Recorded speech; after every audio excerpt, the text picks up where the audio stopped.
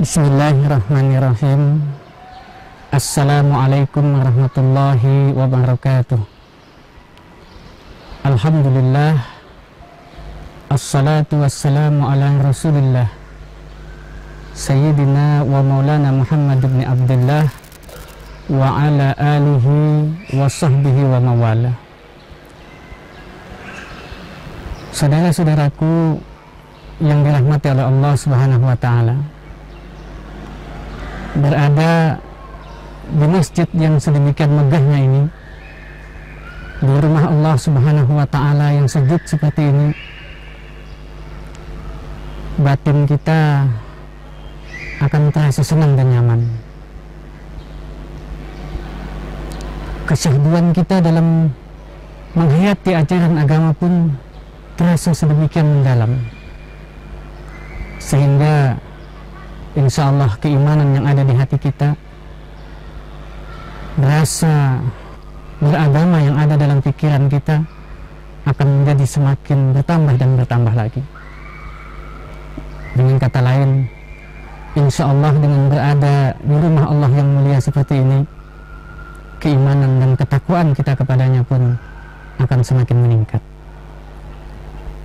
Jemaah rahimakumullah, sebagai warga Kalimantan Timur, khususnya kota Samarinda, kita wajib bersyukur kepada Allah Subhanahu wa ta'ala karena kita dianugerahi Islamic Center yang sedemikian luas, dengan masjid yang juga sedemikian besar, bahkan merupakan salah satu masjid yang terbesar di Indonesia,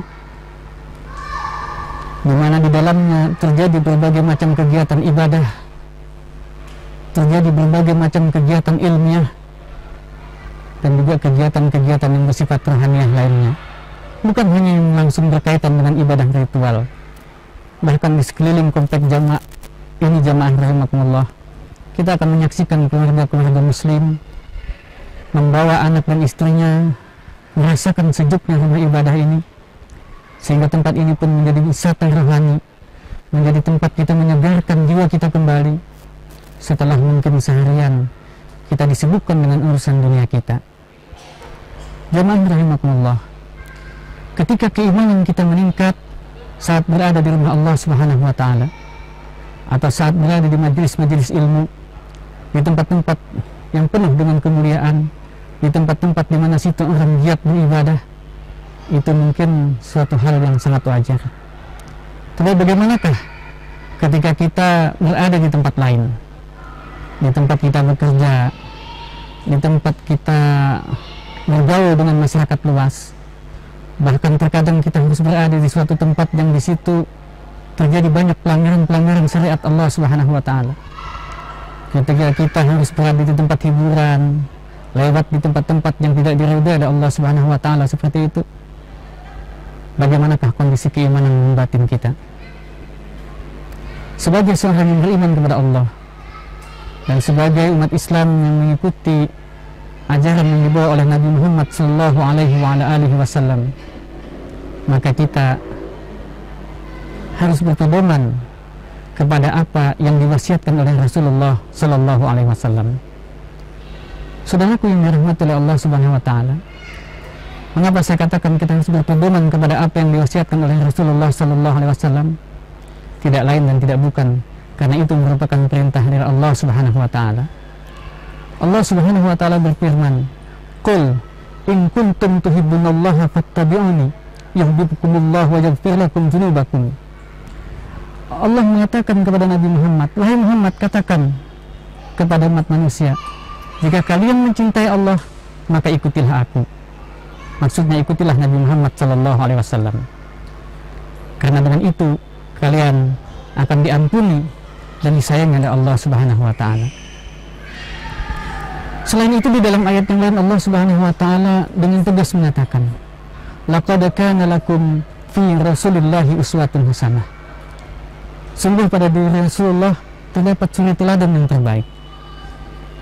Ini menunjukkan kepada kita sekalian bahwa di dalam kita melaksanakan ajaran agama ini, di dalam kita mengamalkan apa-apa yang diwahyukan oleh Allah Subhanahu wa ta'ala, kita wajib mengikuti cara dan ketentuan baik yang ditentukan secara lisan maupun yang dicontohkan oleh Rasulullah Sallallahu Alaihi Wasallam.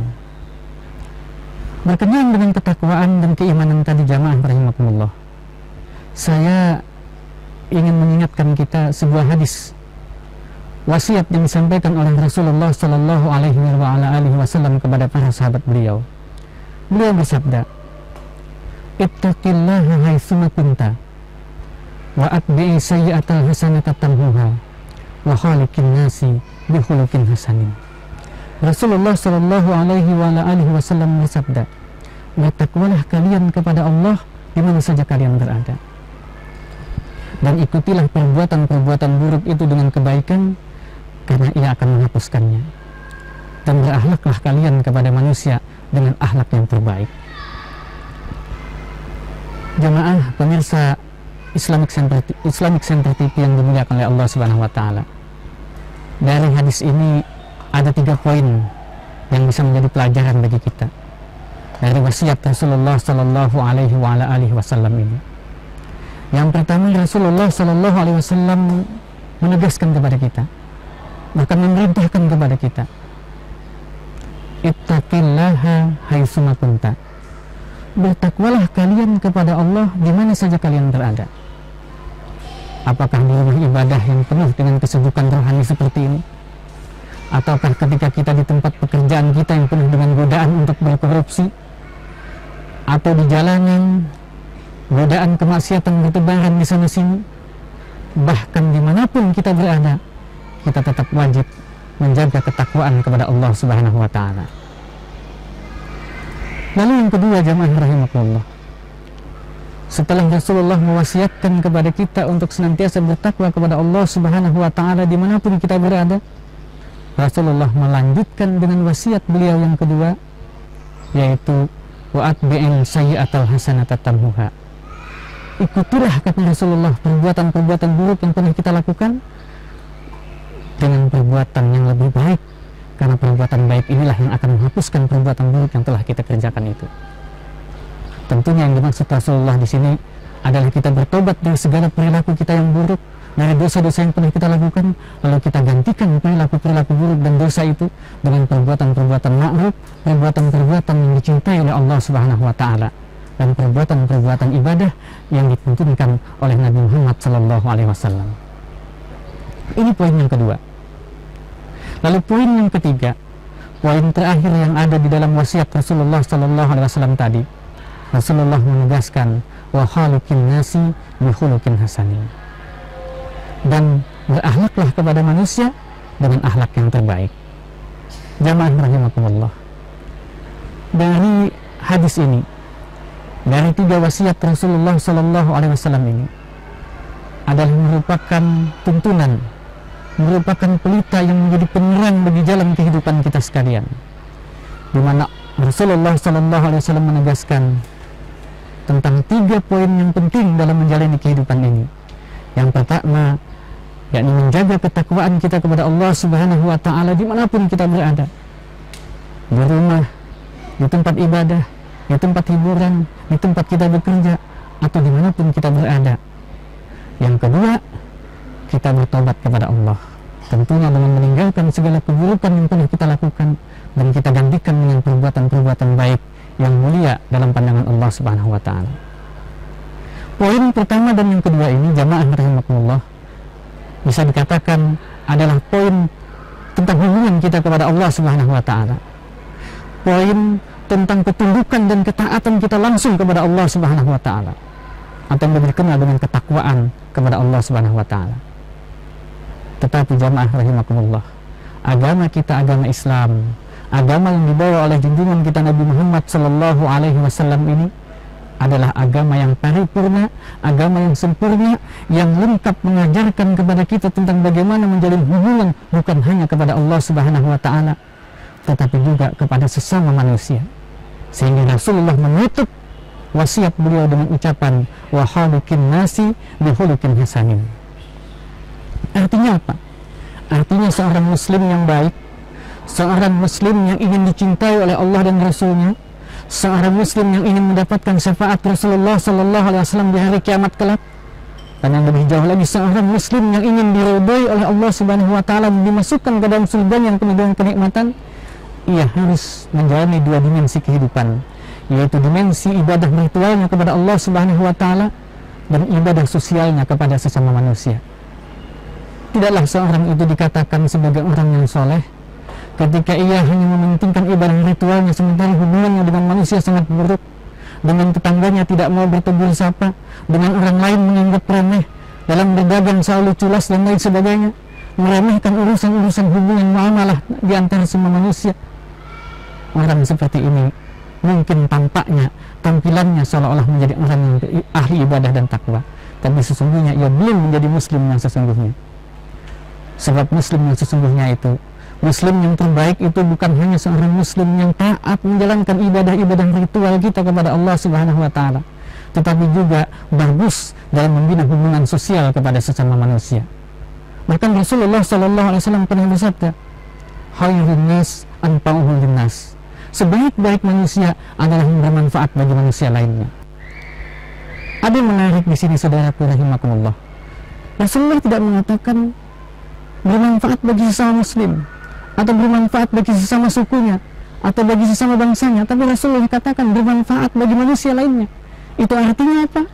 Artinya sesuai dengan firman Allah tentang diutusnya Rasulullah sallallahu alaihi wasallam adalah bahwa Rasulullah menyampaikan agama ini ke muka bumi sebagai rahmatan lil alamin.